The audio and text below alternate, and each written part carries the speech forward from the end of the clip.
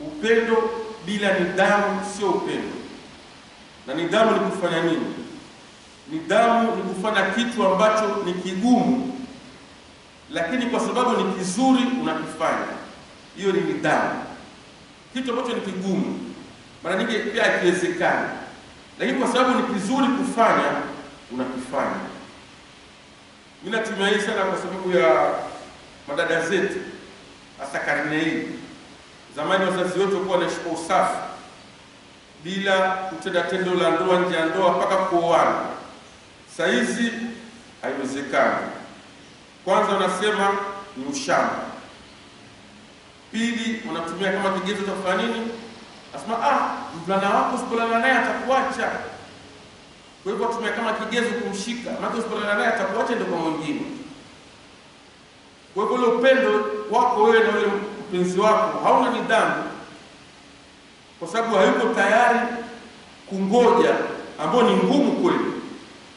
Kutofanya tendo la ndoa kabla ya ndoa mpaka muoane, sasa ni ngumu. Sababu tendo la ndoa sasa ni kama kitu cha kawaida. Lakini ni sawa. Utaona kwamba mvulana akiwa tayari kungoja mpaka muoane miezi 5, 6, 7, wakati wewe ni mjamzito atangoja mpaka ujifungue. Sababu ujauzito ni miezi 9.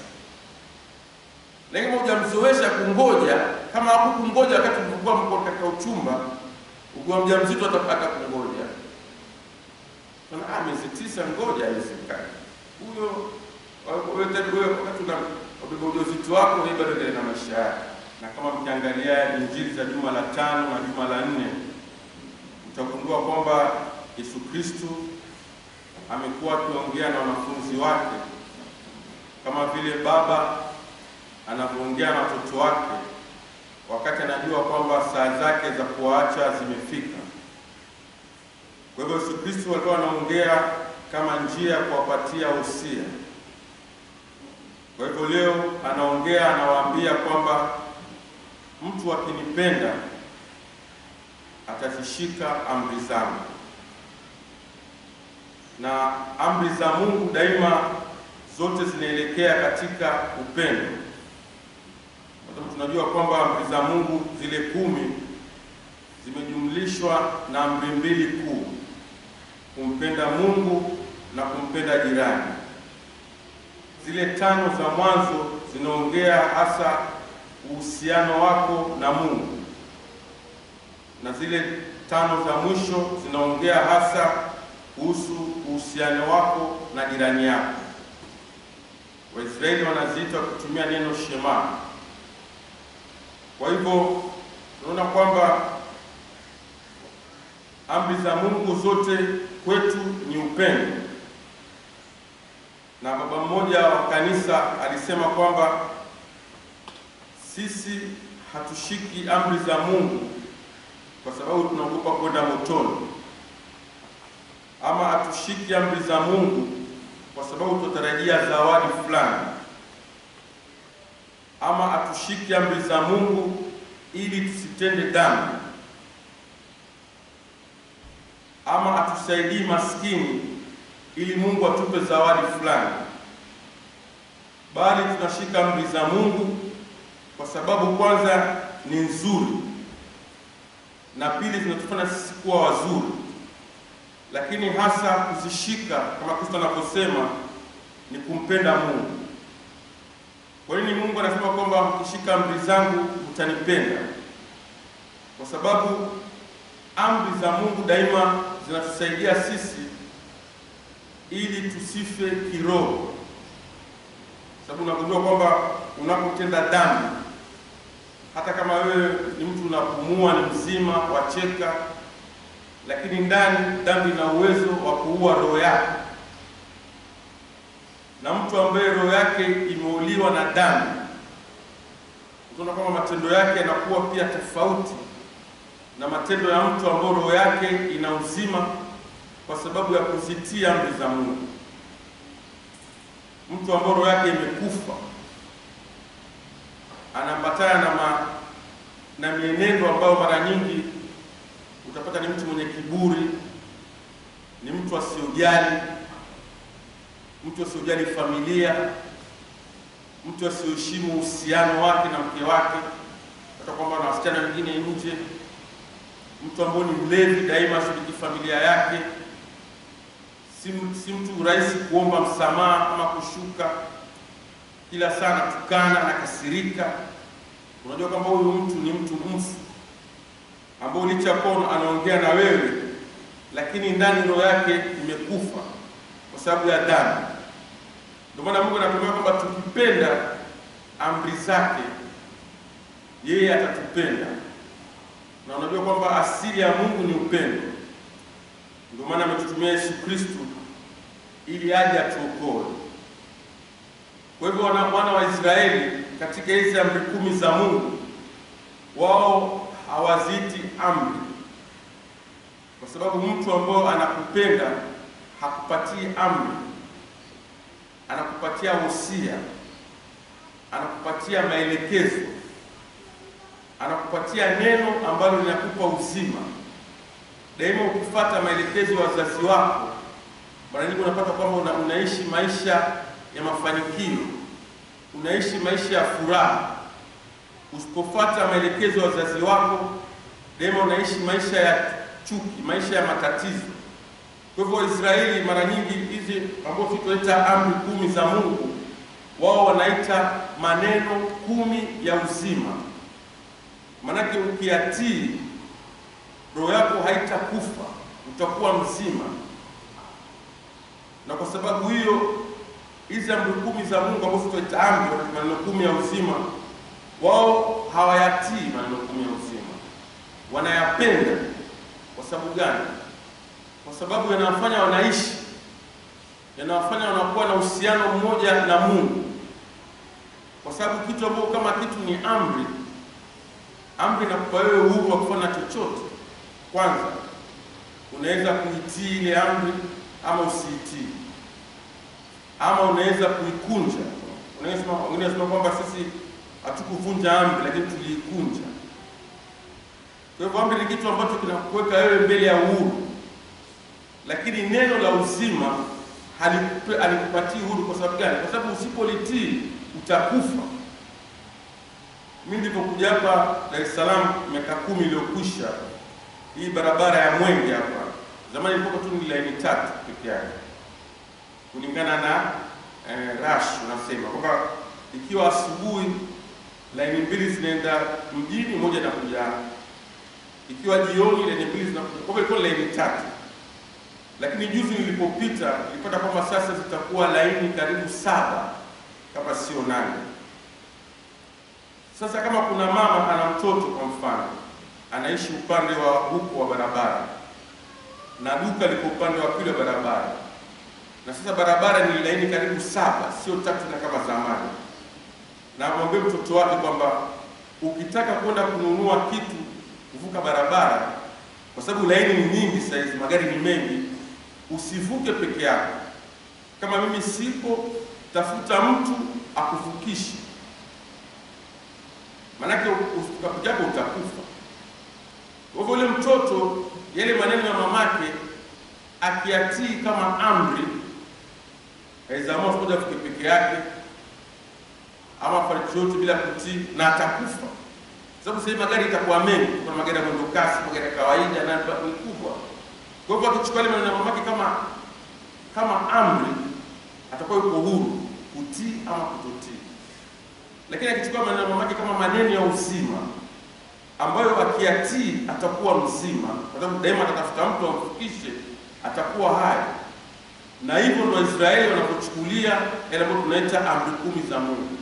Wao wanasema ni maneno 10 ya uzima, ambao wakiatii, kwa mfano zile amri 6 za kwenda mbele, utaiba, utaubia mwenzako, utatamani mali ya mwenzako, utazini na mtu ambaye si mke wako.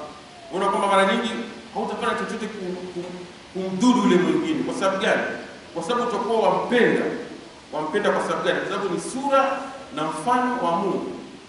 Na ukiangalia katika Injili ya leo, ni mara ngapi imetumiwa neno kupenda limerudiwa? Kwa sababu Injili ya leo ni kama mistari 6 ama 7, lakini kupenda imerudiwa kama mara 6. Kuna mahali imeandikwa kwamba mkinipenda anipendaye atanipenda, tutampenda. Kwa hivyo kupenda kwa Mungu ni kitu cha msingi. Kwa sababu gani? Kwa sababu Mungu ni upendo. Kwa hivyo ili kupenda mtu lazima uwe na wema kwa yule mtu. Ili kumpenda lazima uwe na wema kwake, lazima uwe unataka mazuri kutoka kwake. Kwa hivyo upendo pia ili kuutimiza una masharti. Kwa mfano, mtu anayependa anahitaji kuwa na nidhamu. Kwa sababu gani? Kwa sababu amekosa nidhamu. Upendo unahitaji nidhamu, kama vile upendo unahitaji uvumilivu. Mtu ambaye anakupenda yuko tayari kuvumilia, kungoja. Ukiona kwamba mtu ati yakupenda, ashakununulia gari, ashakununulia nyumba, amjaoana, ashakununulia kitu fulani, yani yoharakisha ule upendo ile kutumie. Mwambia ngoja, kama wanipenda twende polepole, ndishe kwa wazazi wangu, kwa mtu fulani. Kwa sababu upendo bila uvumilivu utakuwa kama matumiana, utakuwa kama vyombo. Na mkitumiana matatizo yake huja baada ya kufunga ndoa. Leo naongea hasa kuhusu kulikusha kidogo ile kuhusu wazee na jumuiya. Sababu wazee wengi hawadi jumuiya bila shaka. Leo naongea kuhusu madada. Kwa sababu mambo ya tandawazi wengi usafi ni kitu kama cha zamani, kama ushamba. Lakini hapa Mungu asema ukinipenda utazishika amri zangu. Na ndio moja ya hiyo amri yake, kungoja kwa wao, kuvumilia. Upendo pia wahitaji busara.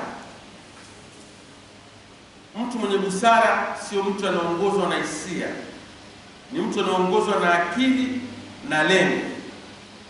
Kwa sababu hisia zinawezekana kubadilika. Leo kwa furaha, kesho uchungu. Lakini ukienda na kwa sababu kama mume wako utamfuata ukiwa na akili na lengo kwamba tufunge ndoa, ukienda na hisia atakuchezea. Atakupa gari, nyumba, kila kitu lala nayo. Lakini ukiwa una lengo na una akili na unajua kwa sababu gani katika uhusiano atangoja. Kwa hivyo upendo unahitaji kuwa na busara. Lakini pia upendo pia unahitaji unyenyekevu. Lazima muwe tayari kunyenyekeana. Unyenyekevu ni kinyume cha kiburi. Ukimkosea mwenzako lazima uwe tayari kunyenyekea na kuomba msamaha. Kuna watu ambao hapa hawawezi kuomba msamaha kwa sababu ya kiburi. Kila akifanya kosa ana sababu. Kila akifanya kosa ana sababu. Lakini haizi pale kwamba basi hapa nimekosa na kuomba msamaha. Umeona kama yule anakupenda, lakini ukiona kama mvulana wako au ni msamaha, yani kila sema shindana, unajua ukishaoana itakuwa kazi. Lakini kuna kama mtu ambao ana uvumilivu, ana unyenyekevu, akikosea anaomba msamaha bila kujitetea, basi ujue kwamba hapo uhusiano wako unaenda katika njia nzuri. Kwa sababu Kristo mwenyewe alishuka kwa ajili yetu. Aliacha ule Mungu wake na kuchukua mwili wa binadamu ili kuja kutuokoa. Alionyesha unyenyekevu fulani. Kwa hivyo kama wewe ni Mkristo, basi lazima uwe na unyenyekevu kama Kristo. Lakini pia upendo pia unahitaji kuwa jasiri. Kwa sababu gani? Kwa sababu kama mvulana wako kuna kwamba atakutumia kama kweli ya kupenda, lazima uwe na ujasiri wa kusema hapana kwa kitu ambacho ni kinyume na maadili na misimamo yako. Ukiwa una huo ujasiri kwamba acha leo nilale naye ili niwe safe asije kaniacha, basi unajua kisha kuoa pia atakuacha. Ndio maana unaona hii karne ya saizi kuna matatizo makubwa ya wanaume kuchipuka. Kila mahali wanachipuka. Kwa sababu gani? Kwa sababu katika uhusiano haukuwa jasiri kumkatalia, kumwambia ngoja mpaka tufunge ndoa, ngoja mpaka tuone wazazi, ngoja mpaka tuone mafundisho. Yeye akitaka malala, akitaka malala. Kwa hivyo ule ujasiri atakana uwe nao ili kumfundisha kungoja. Kwa hivyo katika somo la pili linatueleza jinsi gani tunaweza kutekeleza haya ya upendo. Jinsi gani tunaweza kuvumilia, kuwa na imani ya upendo, kuwa na ujasiri. Somo la pili linatudokeza kitu cha kwanza ambacho tunaweza kufanya sisi ni kuwa tayari kuishi ukweli wa neno la Mungu ndani yetu. Kwa sababu neno la Mungu ni kama upanga, linakata na linaponyesha. Kwa wakati linakwambia ukweli neno la Mungu kwamba hapo umeanguka, lazima uwe tayari kulipokea na kukubali ili upate kupona. Kweli waweza kuwa sasa waanguka, lakini leo hii, kuanzia leo, unaweza kustopisha. Unaweza kumwambia yule mtu wako sasa, ameniona kwamba kuanzia leo tuishi ukweli, sababu hivi tuishi uongo, tudanganyana. Tuishi ukweli kuanzia leo mpaka tuoane. Na kama yakupenda kweli atangoja. Kama akupendi atatoka mbio kama umeme. Na tunaweza kwamba huyo alikuwa anipenda. Kwa sababu nasema kwamba mtu ambaye anakupenda daima atakuwa tayari kungoja. Na hata kama kwa mfano za kumwambia leo akasirike, lakini baada ya mwezi kama yakupenda atarudi. Kwa hivyo lazima uwe tayari kuishi neno la Mungu katika ukweli. Uwe tayari kulichukua neno la Mungu na kulifanya tendo lipate kuishi ndani yako. Mungu anapokuambia kwamba usizini, kwa sababu ukizini utakufa. Usizini kweli, kwa sababu ukizini utakufa. Utakuwa mwili watembea lakini roho imekufa. Ndio maana katika kitabu tunasema kwamba usimwogope shetani ambaye aweza kuua tu mwili wako, bali muogope Mungu ambaye aweza kuua mwili na roho. Si tumwogope Mungu ambaye aweza kuua mwili na tuogope shetani peke yake. Kwa hivyo kwamba lazima uwe jasiri ya kupokea, lakini hasa neno la Mungu lipate kuingia na kuishi ndani yako. Ndio maana somo la pili linatuambia kwamba tuwe tayari kujibu lolote, swali lolote ambalo utaulizwa juu ya imani yako. Lakini kujibu kwa njia gani? Sio kwa maneno, kwa tabia yako. Kujibu kwa matendo yako. Mtu akikuona anajua kwamba kweli huyu ni Mkristo. Mtu akikuona anajua kwamba kweli huyu ana imani. Mtu akikuona anajua kwamba huyu kweli ana msimamo. Kwa sababu gani? Kwa sababu sio yeye ambaye anafanya matendo. Kwa sababu haya mambo kwamba ya kuishi katika usafi, hatuwezi kuishi katika usafi kutumia nguvu zetu. Ni ngumu sana. Sababu mambo mengi katika ulimwengu yanatuvuta katika kutoishi katika usafi. Mambo mengi. Simu, televisheni, wasichana siku hizi wengine wanavaa vituko. Kila kitu kinakuvutia katika mambo. Yaani usipokuwa na msimamo, usipokuwa kwamba Kristo akusindikize, utaanguka mara moja. Ndio maana katika Injili Kristo anatuahidi nini? Roho Mtakatifu. Kwa sababu ukimpokea Roho Mtakatifu ndani yako, utakuwa na uwezo wa kuishi katika. Wewe mwenyewe wewe mwenyewe ni mdhaifu. Na mara nyingi Paulo ashasema, mimi lile jambo jema ambalo nataka kulitenda silitendi. Lile jambo baya ambalo sitaki kulitenda nalitenda. Kwa nini? Kwa sababu roho yangu imeathirika na dhambi. Lakini tumshukuru Mungu kwa sababu ya Yesu Kristo. Kwa sababu atakuja kunisaidia sasa kutembea pamoja nami ili kuushinda mwili, kushinda tamaa za mwili. Kwa hivyo tunahitaji Roho Mtakatifu, na hii ni enzi ya Roho Mtakatifu. Kwa sababu Roho Mtakatifu ni yule ambaye atakuimarisha, ni yule ambaye atakukumbusha wakati unataka kuwa katika kile kitendo ambao ni dhambi. Ni yule ambaye atakupa nguvu ya kustahimili. Wewe mwenyewe uwezi kabisa. Wewe ni mdhaifu. Lakini ukikubali Roho Mtakatifu ili aingie ndani yako, anaweza kukusaidia wewe ili kuepuka dhambi. Kwa sababu shetani ana nguvu.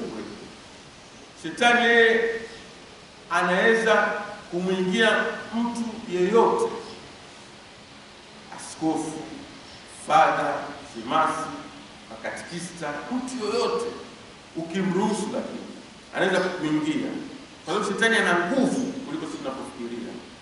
Nasema hivi kwa sababu kuna parokia moja ambapo kuna Mkristo mmoja ambaye alikuwa padri anampenda sana. Kristo mzuri, mwaminifu. Yeye kila saa akimwona paroko, tumsifu Yesu Kristo, ameweka mikono hivi. Watu kama ni watu hatari. Kwa sababu anajificha nyuma ya ule uzuri. Kwa hivyo paroko alimwamini kweli. Kila siku tumsifu Yesu Kristo. Akamweka katika kamati ya mambo ya hela. Akawa hesabu hela. Bado ni mzuri kwa paroko, yuaja mwaminifu. Paroko mwisho akasema sasa kwa sababu ni mtu mzuri, Tutakuwa hela zikishahesabiwa, wewe ndio utakuwa sasa unaletea mimi nyumbani. Sababu father anaenda pale kwa sababu hela na kamati. Sasa kaenda wakati kwa zile hela unampelekea paroko zile hela kila siku. Kumbe mtakuwa si mwaminifu, lakini paroko si rahisi mtu kujua. Sababu mtu anajificha katika uzuri nasema. Kwa hivyo kila Jumapili akipeleka hela kwa paroko, yeye yachukua 100,000. Yeye nyafura 100,000 apeleka zingine. Paroko sababu ya muamini, paroko hesabu, paroko achukua ile kila Jumapili apiga 100,000. Kuna paroko tumsifu Kristo. Paroko muamini maskini. Sababu sisi siresi kuhukumu watu. Sasa siku moja katika ile ashapiga hiyo 100,000 kwa sababu kwa iba kila Jumapili yaiba. Na kisha iba tu na bodaboda wake ambao akishampigia simu bodaboda anamchukua pale pale mlango wa paroko pale tu na bodaboda huyo. Bodaboda kwa 10,000 apaka 90 kila Jumapili. Sasa siku moja bahati mbaya katika ile mtu na bodaboda wake wafika mlangoni pale wapiga kona wakapata dafra. Dafra ndio Kiswahili ambalo maanisha kwamba waligongwa na gari wakarushwa juu. Akianguka chini amekufa. Sasa mtu kama ambaye kufa katika dhambi atenda. Na ni dhambi ambayo imemeasubu kila Jumapili hiyo. Mtu asitenda motoni. Najua kuna hukumu mbili. Hukumu ya kwanza ile ukifa, hukumu ya pili kwa kunywa sote pamoja. Kwa vile mtu alipoamka hivi akajipata tayari kwa motoni. Sababu pale hakuna hivi wala hivi. Kiasi kwa na aungana. Akajipata kwa motoni kweli. Sisi binadamu tuna uwezo wa kuzoea. Unajua tunaweza si kweli kwamba kwa mfano makao makuu yalibadilishwa kwa Dodoma Dodoma. Watu wangekuwa washindwa kila Jumapili wako hapo. Kila Jumapili wako hapo. Sasa hiyo washazoea. Hawaji tena. Wako Dodoma. Kwanza wanashangaa Dar es Salaam kuna fujo na magari.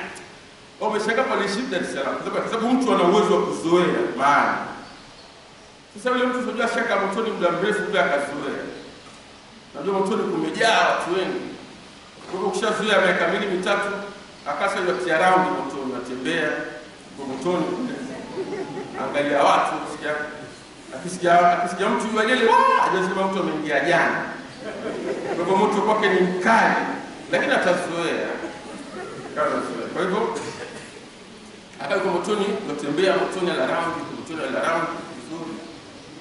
Sasa motoni watu wengi kumejaa sababu njia kwa motoni ni pana na kuna miguu nyembamba. Kwa mbali kule akamwona akona mtu kama paroko wake lakini si paroko basi paroko. Akaangalia ni paroko kweli. Sasa kumbe yule mtu alipokuwa yule 100,000 akipelekea paroko. Paroko naye kabla hajapeleka kwa askofu. Paroko kwa anachukua 200,000. Kumbe wote mchezo ni ule. Sasa akamwona paroko kule. Paroko ule umejaa ndio kumbali. Sasa kama mtu paroko, wewe kashakani paroko si paroko. Watu wengi kwa kumfika paroko ni mbali kidogo. Kwa kama mtu paroko. Paroko alipomwona akamwambia nyamaza. Sasa ambasa nyamaza nini? Nyamaza kwa nini? Asema sikufika huko nyuma. Paroko kwa askofu anapewa chukua zake. Na sababu kumaanisha kwamba shetani ana nguvu. Shetani hajalishi wewe ni paroko, ni askofu, ni mtumishi, ni mtumishi. Ukimruhusu atakuangamiza. Kwa hivyo njia ya kuepuka shetani kufanya gani? Kufanya nini? Ni kupenda amri za Mungu. Kwa sababu ukizipenda amri za Mungu utaishi kwa furaha. Sote sio kwamba sisi tutaishi kwa furaha kuliko nyinyi. Sote tutaishi kwa furaha. Kwa sababu amri za Mungu ni upendo. Na sisi ndani yetu tuna upendo wa Mungu ambao ametufanya sisi kuwa watoto wake. Na huu upendo kwa sababu ya Roho Mtakatifu tupate kuwapelekea wengine pia upendo. Tumsifu Yesu Kristo.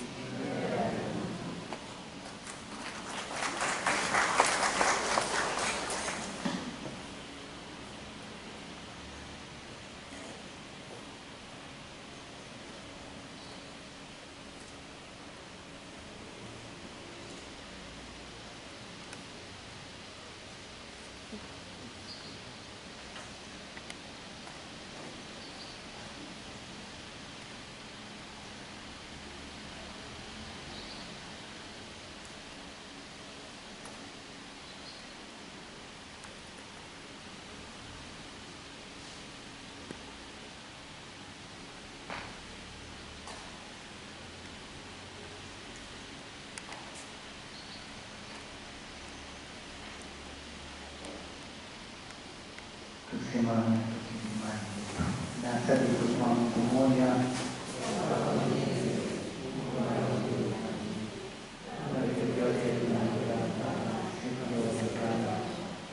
Sadiki kwa Mwana mmoja Yesu Kristo, mwana pekee wa Mungu, aliyezaliwa kabla hata dunia yote. Mungu aliyetoka kwa Mungu, mwana kwa mwana, Mungu kweli kwa Mungu kweli, aliyezaliwa bila kuumbwa, mwenye Mungu mmoja na Baba, ambaye vitu vyote vimeumbwa naye, alishuka kutoka mbinguni kwa ajili yetu sisi wanadamu, akapata mwili kwa uwezo wa Roho Mtakatifu, kwa vile Bikira Maria akawa